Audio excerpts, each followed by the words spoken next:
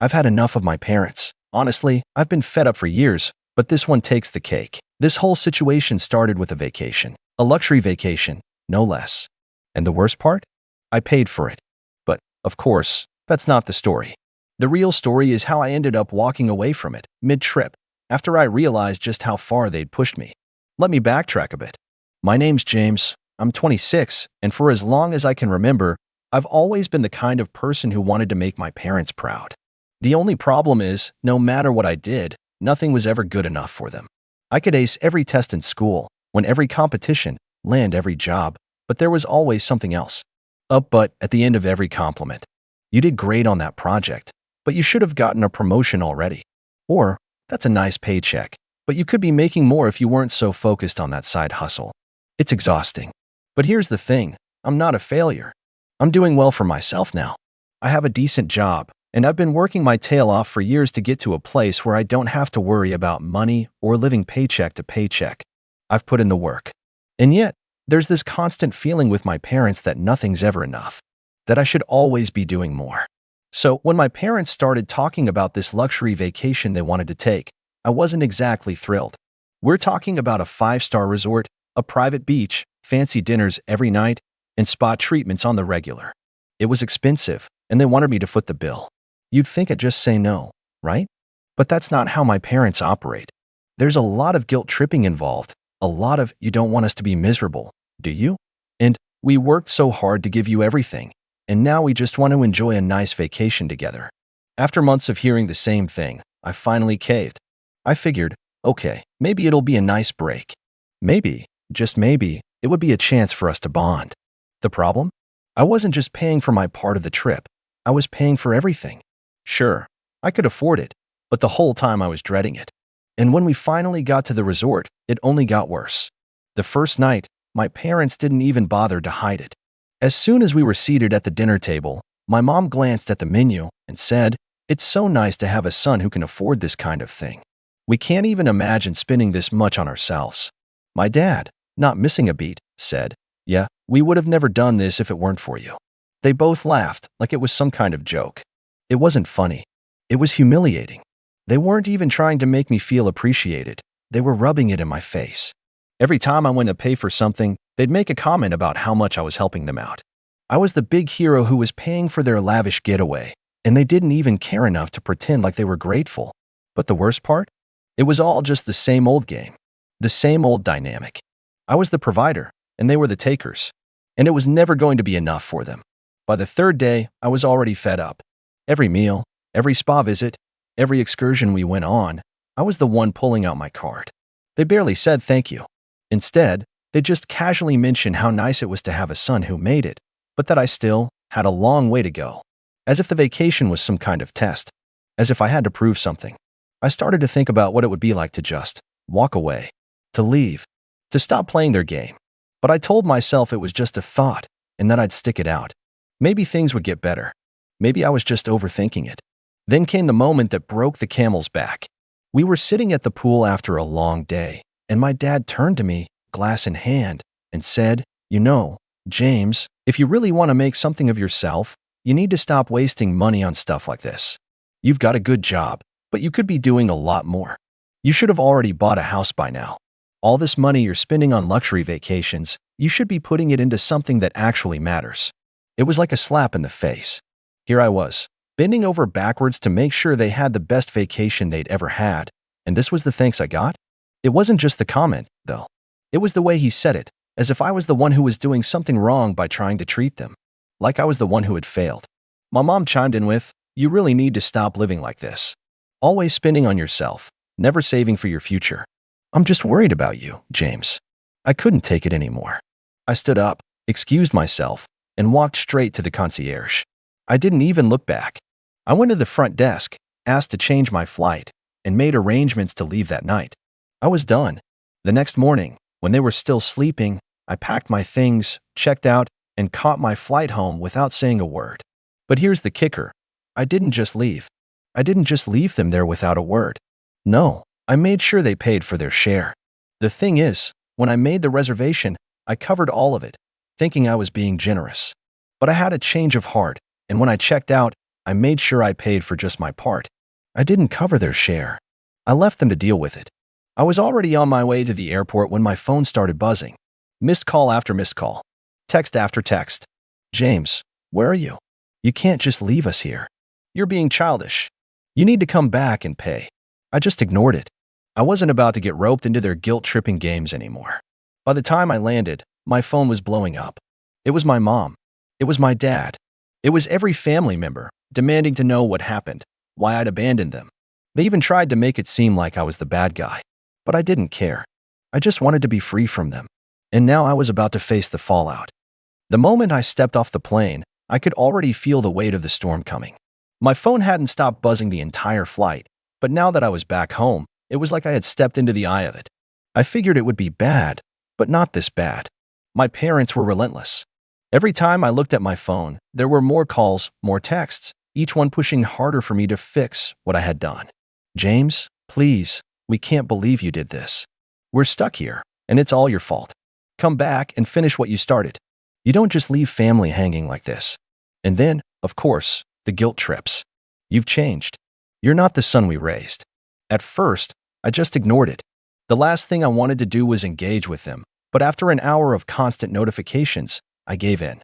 I figured I'd at least address the situation before they escalated it further. I'm not proud of the way I handled it, but I was sick of always being the one to bend. I had done enough for them. I didn't owe them another ounce of my energy. So, I picked up the phone and called them back. Hello? My dad answered, his voice dripping with fake calmness.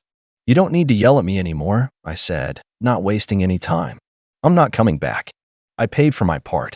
You're on your own now. Deal with it. There was a moment of silence on the other end of the line. A long, thick silence. Then my dad spoke again, this time sounding far less collected. James, what are you talking about? You can't just bail on us like this.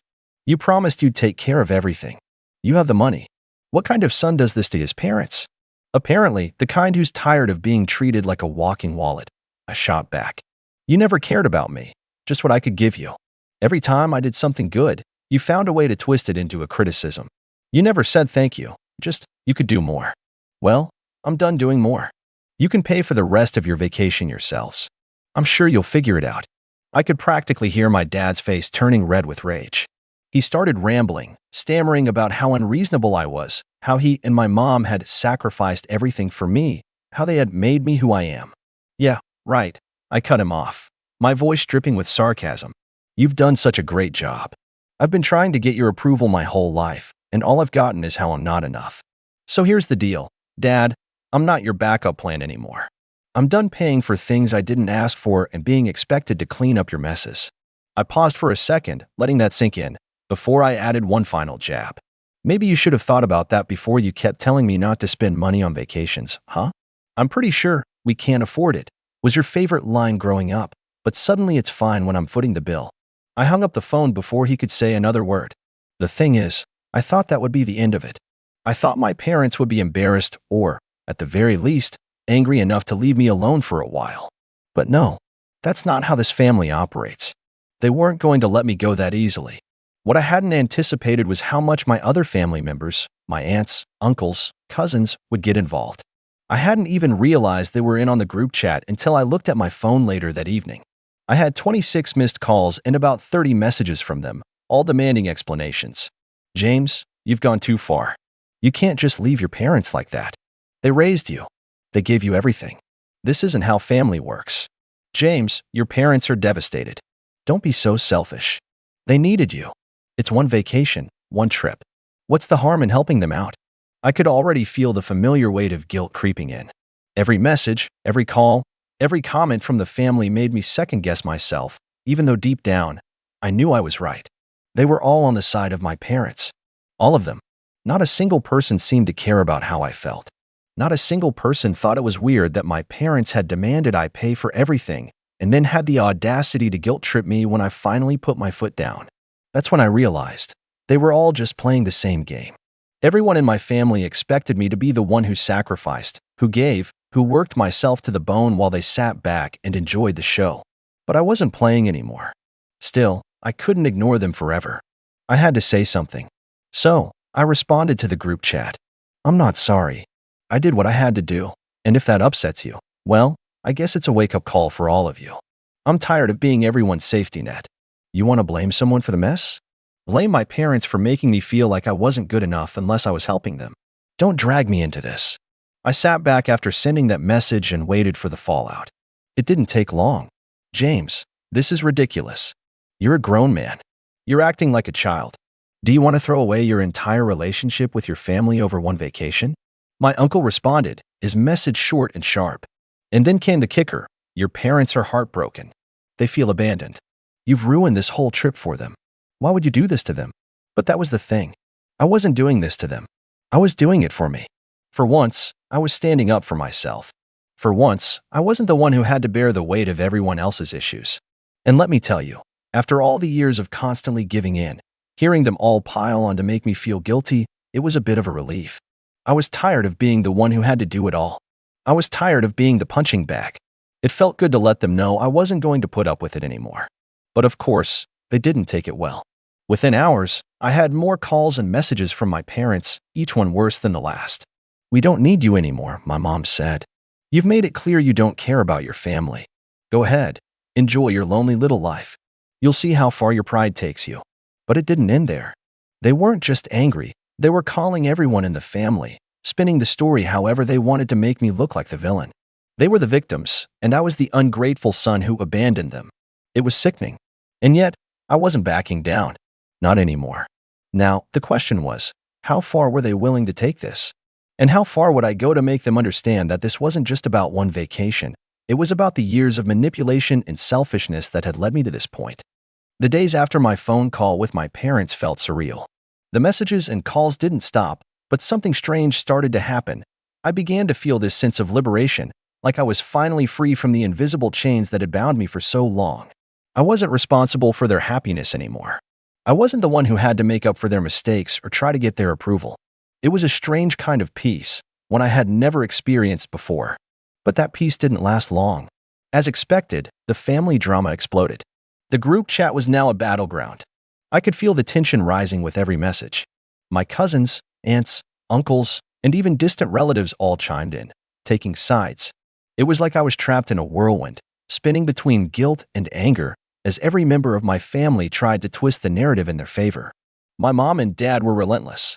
They called, texted, and even sent voice messages. I couldn't escape it. The first few were the usual guilt trips. Then came the threats. You're going to regret this, James, my dad said one evening, his voice laced with venom. You think you're some big shot now, but trust me, you're going to find out how quickly things can turn against you. You won't have a family to fall back on when you're struggling. My mom wasn't any better. You've ruined everything. We trusted you. You promised. You're going to make us look like fools in front of the entire family. Don't ever expect us to help you again when you come crawling back. I didn't reply. I knew the power of silence. It was the one thing they couldn't manipulate. Every time they tried to get a rise out of me, I just ignored it. It was hard at first, but eventually, I started to feel a bit of pride every time I resisted. The messages got more desperate, more frantic. They were losing control, and that was something I'd never seen from them before. But here's where the story takes a turn I wasn't expecting. The family started turning on me. It wasn't just my parents anymore. It was my relatives too. They had all started to band together, telling me that I had betrayed my parents and the family as a whole. They didn't care that I'd spent years under their thumb, always the one to bail them out, always the one to carry the burden. They only saw the immediate aftermath, the fact that I had left them in a foreign country with no backup. And in their eyes, that made me the villain. My Aunt Linda, who I had always gotten along with, was the first to send me a message. She was a master at manipulation, and she wasted no time in trying to guilt trip me. James, I thought you were better than this, she wrote. You've really let your parents down. You know how much they've done for you. You can't just cut them off like this. Don't you care about the family? You'll regret this. You'll see. I wanted to respond. I wanted to tell her how many times my parents had let me down, how many times I had been expected to sacrifice for them, and how, at the end of the day, I was the one left to clean up their messes. But I didn't. Not yet. I wanted to let them stew for a while. I wanted to see how far they would go to paint me as the bad guy. Then came my cousin Sarah, who had always been the goody two-shoes of the family. She was the one everyone looked to as the example of what a good child should be. She had always been so quick to judge me, but this time, Her message was nothing short of hypocritical. You're making a huge mistake, James. If I were you, I would apologize right now. You can't just throw your family away like this. You'll regret it. Believe me. I didn't know whether to laugh or cry. Sarah was the last person who should be lecturing me on family. She was the one who always turned a blind eye when my parents pulled their usual antics, the one who smiled and nodded as they manipulated and controlled everyone in their path. Now, she was the one trying to guilt-trip me into submission. But what struck me the most was this. The more messages I received, the more I realized just how toxic my entire family dynamic was. It wasn't just my parents. It was everyone. They all had a stake in my obedience, in me staying silent and doing what I was told. They didn't care about me as an individual. They cared about what I could provide, how much I could sacrifice. And that realization made me angry. I had been so naive for so long, thinking that if I just did enough, if I just gave more, I'd earn their love and respect. But now, I saw it for what it really was, a never-ending cycle of manipulation, guilt, and control. And that's when I knew. I wasn't going to back down. But the stakes were higher now. This wasn't just about a vacation anymore. This was about my entire relationship with my family. About how far they would go to try to break me, and how far I was willing to go to finally stand up for myself. I spent the next few days at home, trying to figure out my next move. I knew that cutting ties completely wasn't an option, not yet. The fallout would be too much. But I also knew I couldn't just give in and pretend nothing had happened. I had to make them see that they couldn't control me anymore. The calls and messages kept coming, but I stayed quiet.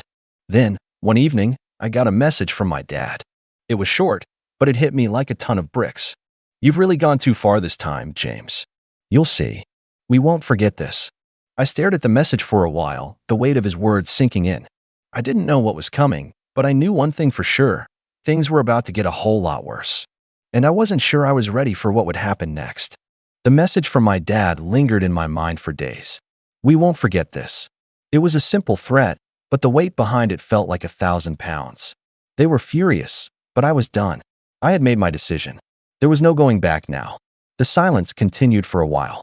Every call and message I ignored only fueled their fire. My family was waiting for me to cave, waiting for me to come crawling back, apologizing for the mistake I had made. But I didn't budge. I wouldn't. The longer I resisted, the more my resolve hardened. Then came the moment that shattered everything.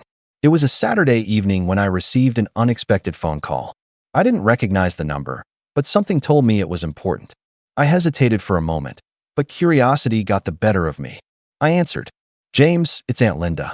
Her voice was soft, almost too calm. We need to talk. I felt a chill run down my spine. Linda had always been the mediator, the one who tried to keep the peace, so to hear her speaking like this made me uneasy. What's going on? I asked, trying to keep my voice steady. It's your parents, she said. They're not doing well. They've been crying nonstop since you left. They've never been this upset before. Your mom, she's inconsolable. I could almost hear the faint tremor in her voice, and a part of me felt a brief pang of guilt. But it passed quickly. Why are you telling me this? I asked, my voice colder than I intended. You know what happened. You know why I did it. I do, she sighed. But you've got to understand. They're not handling it well, James. The family is turning on you. You're not just upsetting them. You're upsetting everyone. This is bigger than just the vacation. Her words hit harder than I expected. It was true. My parents weren't just upset with me. They had turned the entire family against me. They were playing the victim, painting me as the ungrateful child who didn't care about family, about loyalty. And in the process, they were poisoning everyone's perception of me. I closed my eyes, gripping the phone tighter as my anger flared up again. I had been used for so long, and now they were trying to guilt me into coming back, trying to make me feel responsible for their misery. I'm not going back, I said firmly, my voice now steady and unwavering. I'm done. I've done enough for them. For all of you. It's not my responsibility anymore. Not even if they cry or yell or try to manipulate me. I'm not their savior. There was a long pause on the other end. I could hear Aunt Linda breathing, probably trying to figure out what to say next. But I didn't want to hear it. I was done. I understand, she finally said, though her tone was strained. But don't think this is over. Family doesn't forget something like this. You'll lose them all if you continue down this path. I hung up before she could say anything else. I stared at my phone, the screen going dark in my hand. My chest was tight, my heart racing. The guilt tried to creep back in, but I pushed it away. I had made my choice. I had to stand by it. The next few weeks were a blur of missed calls, angry messages, and more guilt trips. My parents sent letter after letter, each one more desperate than the last. They wrote about how I was ruining my future, how I would regret abandoning them, how they were disappointed in me. But with every letter, every phone call, I grew stronger. And then, one day, as I was getting ready to leave for work, I received a message from my mom that changed everything. It was short, but it hit me like a punch to the gut. James, we've been hearing things. We're not just disappointed in you anymore. We're done. Don't come back. Don't try to contact us. We're cutting ties. For good. The finality of it hit me like a wave. They were really going through with it. They had crossed the line. This wasn't just about a vacation anymore. It was about their control over me, their expectations, their manipulation. They had chosen their path, and I had chosen mine. For a moment, I stood frozen, unsure of what to feel. Relief? Sadness? Anger? All of it, I suppose. But most of all, I felt free. I spent the next few weeks distancing myself from the wreckage. I focused on my work, my own life, and even started to make new connections. I felt like a weight had been lifted off my shoulders. I was no longer defined by their toxic expectations, no longer trapped by their neediness and manipulation. But as the months went by, the fallout from my decision became clearer. It wasn't just my parents who were angry anymore. It was everyone. The phone calls, the texts, the passive-aggressive comments from family members, they never stopped. My aunts, uncles, cousins, and even some friends from the past tried to guilt me into coming back. They told me that I had broken the family, that I was selfish for not putting them first. But through it all, I held firm. I wasn't going to be their doormat anymore. I wasn't going to apologize for standing up for myself, for not letting them drain me dry anymore. I knew I was in for a long road, and I had no idea what would happen next. Would they really cut me off forever? Would they ever come to their senses? I didn't know. But one thing was certain. I had taken the first step toward freedom, and I wasn't looking back. So what do you guys think? Let me know in the comments.